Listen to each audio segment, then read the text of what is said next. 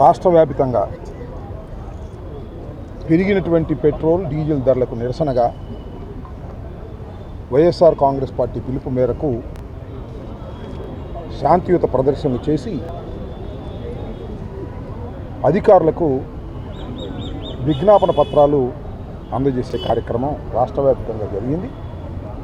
దానిలో భాగంగానే ఇవాళ గుంటూరు పట్టణంలో మేమందరం కలిసి పెరిగిన పెట్రోల్ ధరలకు నిరసనగా మెమోరాండాన్ని కలెక్టర్ గారికి సబ్మిట్ చేయడం జరిగింది. ముఖ్యంగా చెప్పదలుచుకున్నది ఏంటంటే అన్ని రాష్ట్రాల్లో కన్నా అత్యధికంగా పెట్రోల్ ధర మన ఆంధ్ర రాష్ట్రంలోనే ఉంది. 113 రూపాయల 62 పైసలు. అలాగే డీజిల్ ధర 101 రూపాయి 24 పైసలు.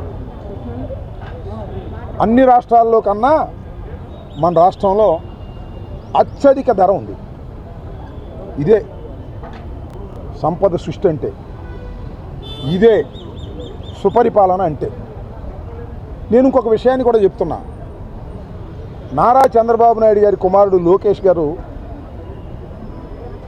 ఆయన మేము అధికారంలో ఉన్నప్పుడు, వారు అపోజిషన్లో ఉన్నప్పుడు పెట్రోల్ ధరలు విపరీతంగా పెరిగిపోయాయి. దీనికి కారణం రాష్ట్ర ప్రభుత్వం విధించేటటువంటి లోకల్ ట్యాక్సెస్.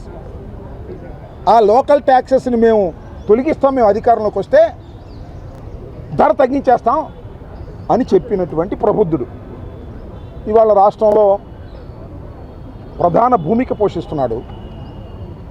ముఖ్యమంత్రి స్థానంలో కూర్చోకపోయినా ముఖ్యమంత్రిగా వ్యవహరిస్తున్నాడు. ఆయన అడుగుతా ఉన్నా, ఏమండి ఆ రోజున మీరు మమ్మల్ని ఇలా అన్నారు కదా, ఇప్పుడు మీ ప్రభుత్వం వచ్చింది కదా, మరి లోకల్ ట్యాక్సెస్ వ్యాట్ తగ్గించి అన్ని రాష్ట్రాల కన్నా చౌకగా చేయొచ్చు కదా. అజేయుడు కమిషన్లు వచ్చాయితే చేస్తాడు. మన లోకేష్ గారు ఏదైనా కమిషన్ ఇచ్చేవాడు, పెట్రోల్ బంక్లోని కమిషన్ ఇవ్వరు కదా, అందుకని చేయడు.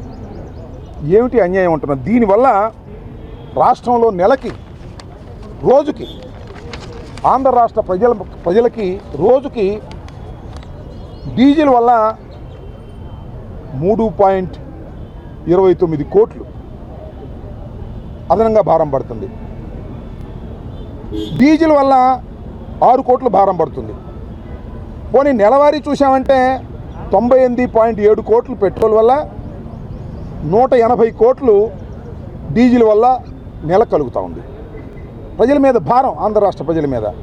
అదేవిధంగా సంవత్సరానికి లెక్కేస్తే 1,201 కోట్ల రూపాయలు డీజిల్ పైన, అదేవిధంగా 2,000 పెట్రోల్ మీద 2,190 కోట్ల చొప్పున మొత్తం ఇది డీజిల్ మీద మొత్తం కలిసి 3,390 కోట్లు. అంటే సంవత్సరం పొడుగు ఇలాగే ఉంటే ప్రజల మీద పడేటటువంటి భారం 3,391 కోట్ల రూపాయలు ప్రజల మీద భారం పెట్టేటటువంటి పరిస్థితి ఇవాళ కూటమి ప్రభుత్వం చేస్తూ ఉంది. అయ్యా కూటమి ప్రభుత్వాన్ని అడుగుతా ఉన్నా, మీరు అధికారంలో లేనప్పుడు చెప్పిన మాటలేంటి, అధికారంలోకి వచ్చిన తర్వాత చేసే పనులు ఏంటో ఒకసారి మీరు ఆలోచించాలని ఈ సందర్భంగా నేను చెప్పదలుచుకున్నా.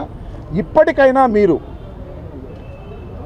వాస్తవాలు తెలుసుకొని అన్ని రాష్ట్రాల కన్నా తక్కువ ధరకి ఈ రాష్ట్రంలో పెట్రోల్ ధరలు వచ్చే విధంగా మీరు ప్రయత్నం చేయండి. పెంచిన ధరని తగ్గించేటటువంటి ప్రయత్నం చేయకపోతే ప్రజలు మిమ్మల్ని క్షమించరని మనం చేస్తున్నాం. కొన్ని తగ్గిస్తారు, మీరు చూశారు కదా, ఆర్టీసీని ప్రైవేటీకరణ చేసేస్తారు. మళ్ళీ మేము తీసుకొచ్చి గవర్నమెంట్లో పెడితే మెడికల్ కాలేజీలు ప్రైవేటీకరణ చేసేస్తారు లోకేష్ గారి నాయకత్వంలో. ఎందుకంటే లోకేష్ గారు క్యాష్ ఇస్తే ఇదేం పెట్రోల్ బంకులు ఎవరు క్యాష్ ఇవ్వరు కదా. లోకేష్ గారు, మీరందరూ లోకేష్ అనుకుంటున్నారు, ఆయన్ని is not Lokesh, love cash. క్యాష్ని లవ్ చేస్తాడు, అందుకనే మంచి పేరు పెట్టారు. నాకు ఒకసారి చనిపోయాడు హరికృష్ణ గారు చెప్పాడు, వాళ్ళ మేనమామే నాకు బాగా అప్పుడప్పుడు కలుస్తున్నవాడు. మా లోకేష్ చిన్నప్పుడు దాన్ని ఏమంటారు, అన్నప్రసన్నం రోజున అన్ని వరుసనే పెడతారు, కత్తి, పెన్ను, క్యాషు, వ్యవసాయ పనిముట్లు, ఏది పట్టుకుంటాడని. మా లోకేష్ మా మేన డైరెక్ట్గా వెళ్ళి క్యాష్ పట్టుకున్నాడండి. అందువల్ల మా Lokesh is loving cash, love cash. Cash ఉంటే ఏ పనైనా చేస్తాడు, మంగళగిరిలో అయినా ఇంకో చోట అయినా. ఇలాంటి పెట్రోల్ ధరల మీద తగ్గించే కార్యక్రమం మాత్రం చేయడు. అప్పుడు మేము అధికారంలో ఉన్నప్పుడు చూపించాడు, అన్నిటికన్నా రాష్ట్రంలో ఎక్కువగా ఉంది ధర, మేము వస్తే తగ్గించేస్తాం అని. ఇవాళ మాత్రం ఈ లవ్ క్యాష్ గారు వీటి మీద దృష్టి పెట్టుకోకుండా క్యాష్ వచ్చే చోట లవ్ చేస్తున్నాడు. ఇప్పటికైనా ఈ ప్రభుత్వం వాస్తవాలు గమనించి పెట్రోల్ ధరలను తగ్గించి సామాన్యుల మీద పడే భారాన్ని తగ్గించాలి. పెట్రోల్ ధర పెరిగితే డీజిల్ ధర పెరిగితే అన్నీ పెరుగుతాయి, రవాణా ఛార్జీలు అన్నీ పెరుగుతాయి, ప్రతి వస్తువు పెరిగిపోద్ది, ఎఫెక్ట్ అయిపోతుంది, సామాన్యుడు బతకలేని పరిస్థితికి వస్తుంది. తక్షణమే ఈ ప్రభుత్వం దాని మీద చర్య తీసుకోవాలని విజ్ఞప్తి చేస్తున్నాం. శాంతియుతంగా ఇవాళ మెమోరాండాలు ఇచ్చే కార్యక్రమం చేశాం. అలా కాకపోతే దీనికి తగ్గట్టుగా మరొక పెద్ద ఉద్యమాన్ని కూడా నిర్మించి చేస్తామని కూడా ఈ సందర్భంగా నేను చెప్పదలుచుకున్నాను. కాబట్టి తక్షణమే పెట్రోల్ ధరలు తగ్గించేటటువంటి కార్యక్రమాన్ని ఈ లవ్ క్యాష్ గారు తొందరగా చేయాలని ఈ సందర్భంగా నేను మీ ద్వారా వారికి విజ్ఞప్తి చేస్తున్నాను. పోతే రెండో విషయం, చిన్న విషయం మరొకటి మాట్లాడాలి, దీనికి సంబంధం లేని విషయం కూడా. రెడ్ బుక్ మా మీదే ప్రయోగించట్లా. రెడ్ బుక్ ఎంత విస్తృతంగా ఆ రాజ్యాంగాన్ని ప్రయోగిస్తున్నారంటే జనసేనల మీద కూడా ప్రయోగిస్తున్నారు. అది నేను చెప్పదలుచుకుంది.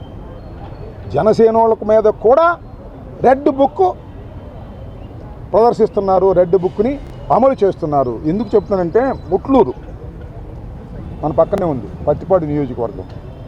ముట్లూరులో ఒక జనసేన నాయకుడు, కుర్రోళ్ళు, ఒక తెలుగుదేశం, ఇద్దరు స్కూటర్లు కొట్టుకున్నారంట 10వ తారీఖున. ఆ జనసేన కాపు యువకుడిని అర్ధరాత్రి 11ంటికి 3 గంటల సేపు తిప్పి కొట్టారు. ఎవరు? తెలుగుదేశం వాళ్ళు. చివరికి అతను ఎవరంటే ఒక్కాల సాయి గణేష్. ఇతను కాపు కులానికి చెందినవాడు. వాళ్ళ నాన్నగారు శ్రీనివాసు. ఇతను కొడతా ఉంటే పాపం వెళ్ళి కాళ్ళు పట్టుకుని ఈ శ్రీనివాసు అలాగే సాయి గణేష్ వాళ్ళ అక్క కాళ్ళు పట్టుకుని వదిలించుకొచ్చారు. ఇది జరిగినటువంటి పరిస్థితి. రెడ్ బుక్ ఎంత విస్తృతంగా జనసేన వాళ్ళ మీద కూడా ప్రయత్నం చేసే పరిస్థితి వస్తూ ఉంది. దీనిలో గోగినేని కళ్యాణ్ చక్రవర్తి ఎంపీటీసీ ముట్లూరు, ఆయన ప్రథమ ముద్దాయి, అయినంపూడి శ్రీహరి, అలాగే ఉన్నవ దినేష్, చిగురుపాటి అశోక్, తోకల విజయచంద్ వీళ్ళ మీద కేసు పెట్టారు. కేసు మాఫీ చేసే ప్రయత్నం చేస్తున్నారు రెడ్ బుక్ రాజ్యాంగంలో. ఈ కళ్యాణ్ చక్రవర్తి అంటే అమెరికా ఎలా ఉంటుంది, అందుకని ఆయన తొలగించారు. ఏమిటి అన్యాయం అని అడుగుతా ఉన్నా. జనసేన తెలుగుదేశం మీరు కావచ్చు, ఒకరికొకరు సపోర్ట్ చేసుకోవచ్చు, కానీ ఈ విధంగా రెడ్ బుక్ రాజ్యాంగాన్ని అమలు చేసి దోషుల్ని కూడా తప్పించేటటువంటి కార్యక్రమం చేస్తున్నారు. దీన్ని వైఎస్ఆర్ కాంగ్రెస్ పార్టీ ఖండిస్తుంది. అది వాళ్ళ వ్యవహారం అయినా సరే మేము చెప్పదలుచుకున్నటువంటి అంశం ఇదే అని ఈ సందర్భంగా మనవి చేస్తున్నాం. అంతేకాదు పవన్ కళ్యాణ్ గారు ఏమన్నారు, మాకు చిన్న తగాదాలు ఉన్నాయి కానీ ఆత్మగౌరవానికి భంగం కలిగే విధంగా మాత్రం నేను చేయను అని మొన్నే అన్నాడు ఉద్యమి ఆత్మీయ సమావేశంలో. ఇవాళ ఈ ఉక్కులం సాయి గణేష్ని అర్ధరాత్రి పూట తిప్పి కుక్కను కొట్టినట్టు కొడితే అది ఆత్మగౌరవానికి సంబంధం లేని అంశమా అని అడుగుతా ఉన్నా. అంతేకాదు దీనిలో ఉన్నటువంటి కళ్యాణ్ చక్రవర్తి అనేటువంటి వ్యక్తిని తప్పించేటటువంటి కార్యక్రమం చేస్తుంటే ఏం చేస్తున్నారు సార్ పవన్ కళ్యాణ్ గారు?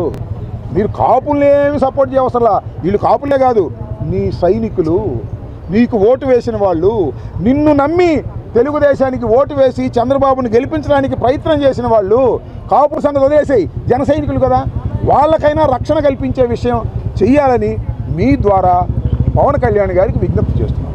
ఓకే, ఎవరక్కడ పొదుపు మొన్న ఇది నిజమేనా? మొన్న ఏదో స్పెషల్ హెలికాప్టర్లో పవన్ కళ్యాణ్ గారు వచ్చారని, స్పెషల్ ఫ్లైట్లో వచ్చారని నిజమేనా? అదేనా పొదుపు? నాకు తెలియకూడదు. నిజం కాకపోతే నువ్వు చెబుతావా? నువ్వు చెప్పింది ఏంటి? వైలు కూడా అనాలి. ముందు సైకిల్ వేసుకొస్తారు ఎమ్మెల్యే గారు, మంత్రి గారు, వెనకాల కాన్వాయ్ వస్తుంది, దాని మీద సోషల్ మీడియా వాళ్ళు ఏమో మోటార్ సైకిల్ వేసుకొస్తారు. ఇదంతా పెద్ద స్టంట్ కార్యక్రమం చేస్తున్నారు. చేయండి, మీరు డ్రామాలు వేయండి, స్టంట్ చేయండి, వెనకాల కార్లు వస్తాయి. ఎమ్మెల్యే గారు బస్సులో వెళ్తారు, వెనకాల 10 కార్లు వస్తాయి. ఇవన్నీ స్టంట్ వేస్తున్నారు. మీ దగ్గర ఉన్న మీడియా వాళ్ళు బ్రహ్మాండంగా చూపిస్తున్నారు కదా. ఎమ్మెల్యే గారు కారులో వెళ్ళలేదు, బస్సులో వెళ్ళారు, మంత్రి గారు సైకిల్ మీద వచ్చారు. ఈ చూస్తున్నారు తప్ప వెనక కూడా తీయాలి మీరు. వెనకున్నటువంటి కార్లు, అధికారులు అవి కూడా తీస్తే ఇక మానుకుంటారు. అది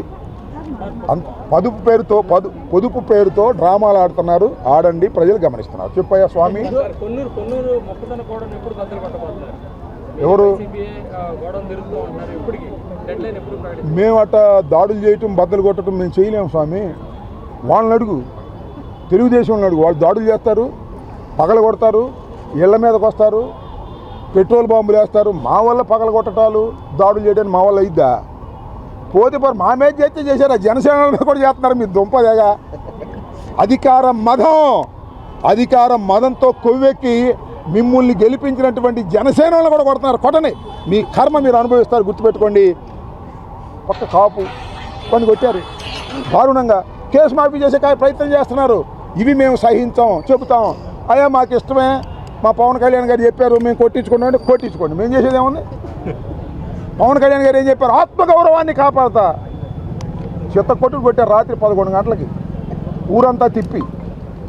వాళ్ళ నాన్న శ్రీనివాసరావు వెళ్ళి కాళ్ళు పట్టుకున్నాడు, వాళ్ళ చెల్లెళ్ళు కాళ్ళు పట్టుకున్నారు. ఇదేనా ఆత్మగౌరవాన్ని రక్షించేది? పవన్ కళ్యాణ్ గారు చెప్పండి సార్ అని అడుగుతున్నా. మా ఇష్టం, మేము ఇష్టమైనట్టు చేసుకుంటాం, తెలుగుదేశం మేము ఒకటే, వాళ్ళు మమ్మల్ని కొట్టినా కూడా బానిసలాగా బతుకుతాం అంటే బతకండి, నాకేం అభ్యంతరం లేదు. దేశంలో కల్లా బాగా డబ్బులున్న రాస్తున్నాయి సార్. 3 గంటే 30,000, 4 గంటే 40,000 మీకు పెళ్ళి అయిందా బాబు? పెళ్లి కానీ యువకులందరూ కూడా 30,000 ఇస్తాడు 3వ పిల్లని కానండి, 40,000 ఇస్తాడు 4వ పిల్లని కానండి. నేను మాత్రం ఒకనే గంట, మా అబ్బాయి మాత్రం ఒకనే గంటాడు. ఏంది ఇది? చంద్రబాబు నాయుడు గారు మాత్రం ఒకనే గంటాడు, వాళ్ళ అబ్బాయి కూడా ఒకనే గంటాడు.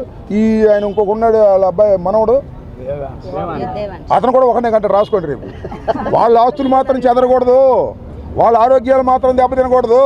మీరు మాత్రం పెళ్ళైన కొత్త వాళ్ళు అందరూ ఇప్పుడు ఇద్దరిని కంటే ఇంకోళ్ళు కానీ 30,000 ఇస్తాడు బాబో, జీవితాంతం బతకొచ్చు.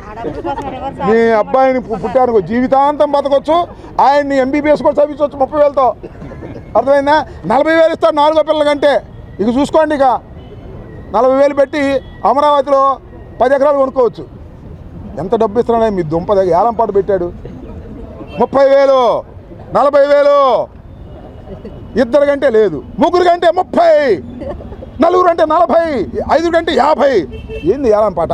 పిల్లలు కంటానికి ఏలంపాట? నువ్వు మాత్రం ఒకనే కంటావు, మీ అబ్బాయి మాత్రం ఒకనే కంటాడు. ఏందా ఇది నీకు ఆదర్శం? నీకు అసలు హక్కు ఉందా చెప్పే హక్కు? పిల్లల్ని ఎవరు కంటారు? ఆర్థిక స్తోమత బాగుండప్పుడు. ఆర్థిక స్తోమత బాగుండా కనలేకపోతున్నారయ్యా, ఎందుకంటే పెంచడం కష్టమైపోతుంది కాదా?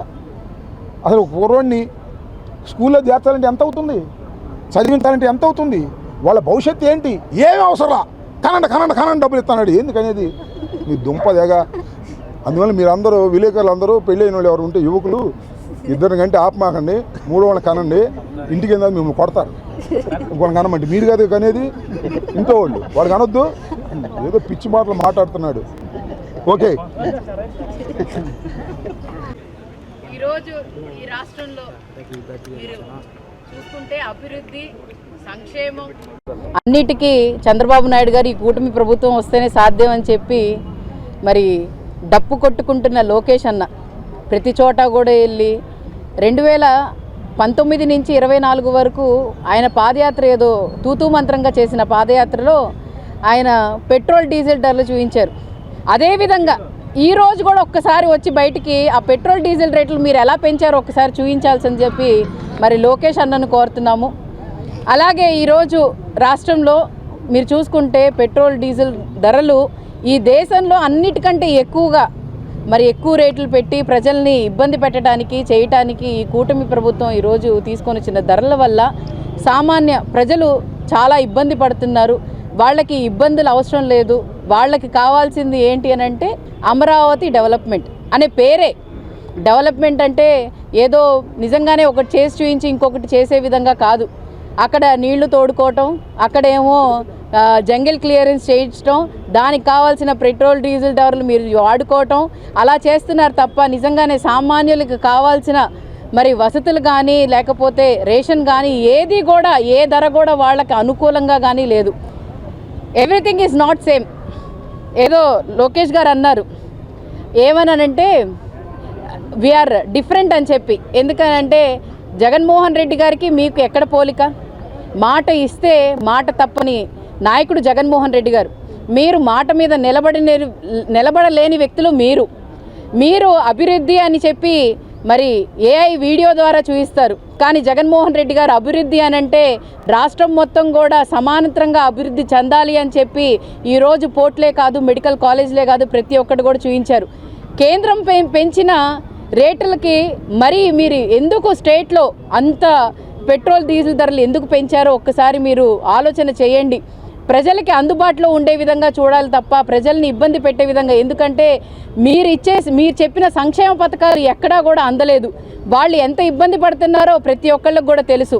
కానీ దాన్ని కూడా దృష్టిలో పెట్టుకోకుండా చేయకుండా ఈరోజు వాళ్ళు సంపాదించుకునే దాంట్లో ఈరోజు పెట్రోల్ డీజిల్ ధరలు పెంచుకుంటా పోతే సామాన్యులు ఎలా బతుకుతారు, ఎలా తింటారు, ఎలా ఉంటారు అని చెప్పి మీరు ఆలోచన చేయట్లేదు.